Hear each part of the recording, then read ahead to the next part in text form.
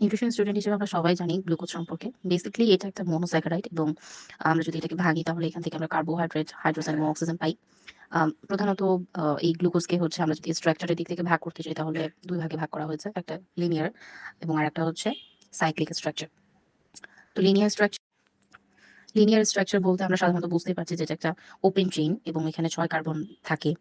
যার ১ম যে কার্বন, সেই কার্বনে অবশ্যই অ্যালডিহাইড গ্রুপ থাকবে অ্যান্ড এই অ্যালডিহাইড গ্রুপ থাকার জন্যই কিন্তু আমরা গ্লুকোজকে অ্যালডোজও বলে থাকি।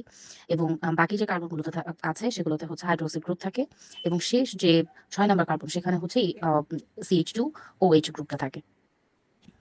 এবং সাইক্লিক স্ট্রাকচার যেটা, সেটা অ্যাকচুয়ালি আমাদের যে কার্বন ১ এবং কার্বন ৫ অর্থাৎ ১ নাম্বার এবং ৫ নাম্বার কার্বনের মধ্যে আমাদের OH গ্রুপটা ভেঙে যায় এবং ভেঙে গিয়ে সেখানে হেমিস্টাল গঠন হয় এবং ৬ সদস্য বিশিষ্ট এই কার্বন একটা সাইক্লিক গঠন নেয়, যাকে আমরা পাইরিনোজ বলে থাকি।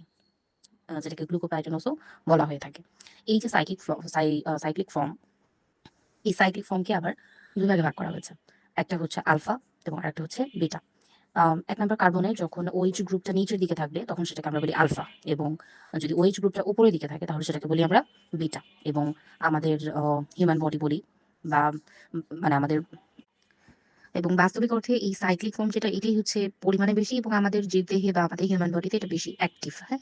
আমাদের শরীরের রক্ত বা আমাদের সেলুলার যে কাজগুলো হয় টিস্যু, এগুলোতে আসলে সাইক্লিক ফর্মটা বেশি অ্যাক্টিভ থাকে এবং বেশি স্টেবলও থাকে। পাশাপাশি গ্লুকোজের যে বেসিক কাজটা যে এটা আসলে গ্লুকোজ সাধারণত আমরা কি বলি যে গ্লাইকোলাইসিস হবে। সেখান থেকে ক্রেবস সাইকেলে যাবে এবং ক্রেবস সাইকেল হয়ে আমাদের বডিতে এনার্জি প্রোডিউস করে।